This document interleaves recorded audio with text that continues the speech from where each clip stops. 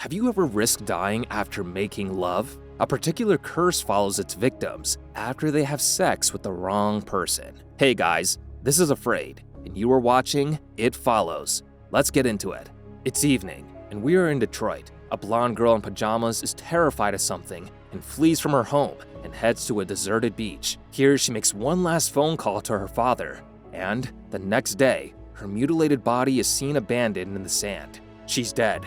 Her jaw hangs open, head slumped to the side, blue lips and face covered with bug bites. See the pretty girl in the pool?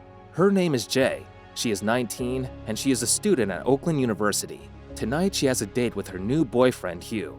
As she goes into the house to dry off, we meet her friends. Paul, a rather shy boy who is in love with her. Yara is her friend. She loves to read. And finally, her sister Kelly. Afterward, Jay and her new boyfriend go to a movie theater where they play a game to kill time by picking one person from the audience and having the other guess. All seems smooth sailing until during the movie comes Hugh's turn to guess Jay's chosen person.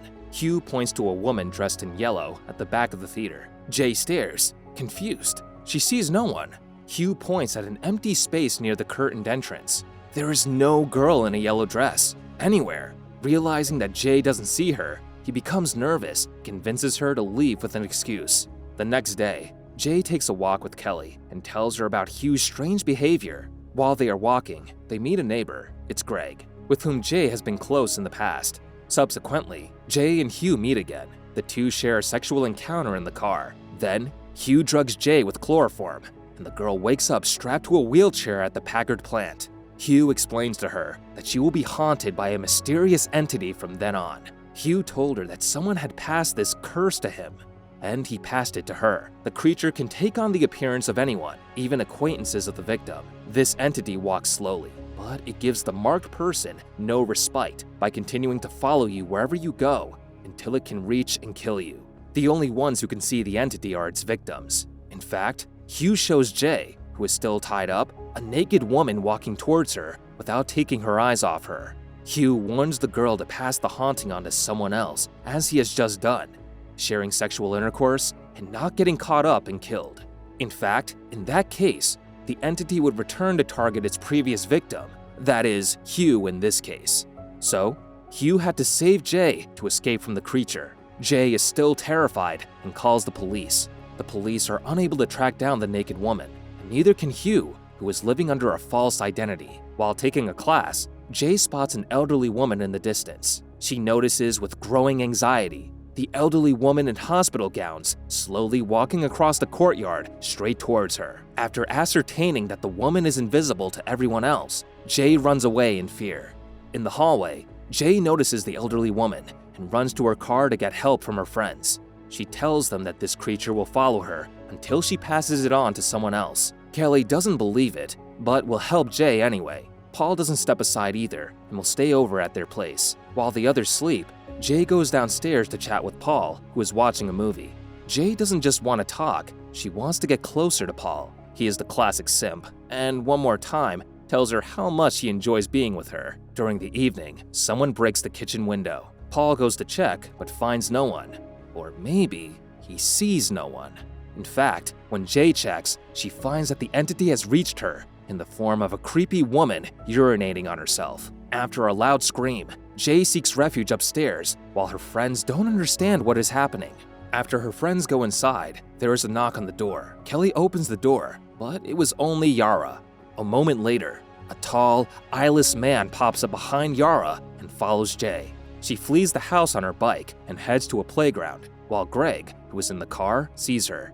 Shortly thereafter, the friends join Jay along with Greg. At that point, Jay wanted to find Hugh, so Greg offers to help. After reaching Hugh's old house, the group finds a picture of Hugh when he was in college. The fellows discover that Hugh's real name is Jeff Redmond and track him down.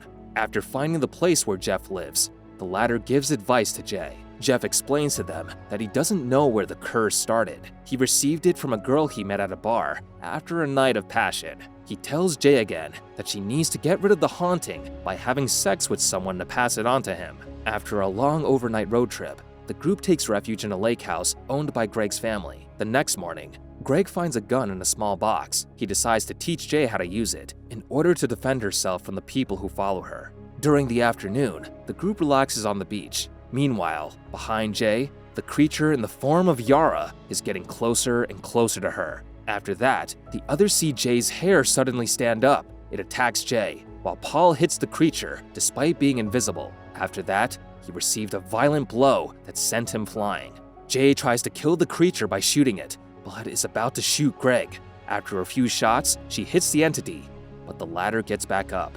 They lock themselves inside the tool shed, but the creature blew a hole in the door, after which a little boy with a terrifying face suddenly appeared. Terrified, Jay flees in a panic in Greg's car, ending up in a car accident. Jay lies in the hospital in bed with a broken arm. Around her, everyone is asleep, after which Greg wakes up, who decides to help her. Jay has sexual intercourse with Greg, who is the only one in the group who did not witness the attack and therefore does not fear the entity, doubting its existence. A few days go by, but nothing happens. Jay is increasingly paranoid and, one night, sees the creature break into Greg's house looking like him. She then runs to warn her neighbor.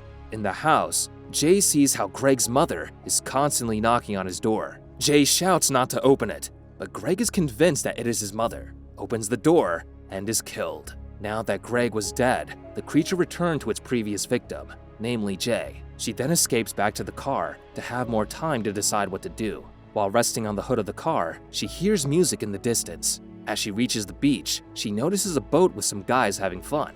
Jay decides to pass the curse on to them so she can return home in peace. Paul offers to have sex with her to get her out of danger, but the girl refuses. Nevertheless, Paul has an idea and proposes to Jay to go to the place where they first kissed. As they drive away, Jay notices above the house an old naked man staring at her. The group decides to try to kill the entity by luring it into a public pool at night and dropping it into the water with electrical devices to electrocute it. After getting everything ready, Jay enters the water, and all that is left is to wait for the creature.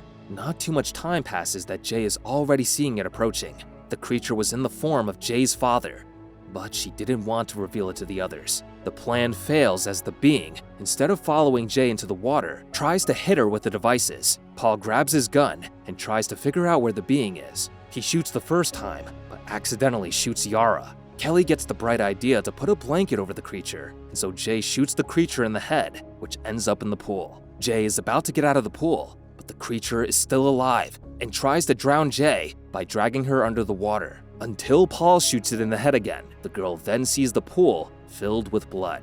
That same night, Paul's dream becomes reality, and he has sexual intercourse with Jay. Paul, after some time, drives by some prostitutes. The next day, Jay and Paul walk down the street hand in hand, and a mysterious individual follows them, a sign that the persecution probably hasn't stopped. Hope you enjoyed this video. If you did, then find out how rich people organize modern gladiator battles.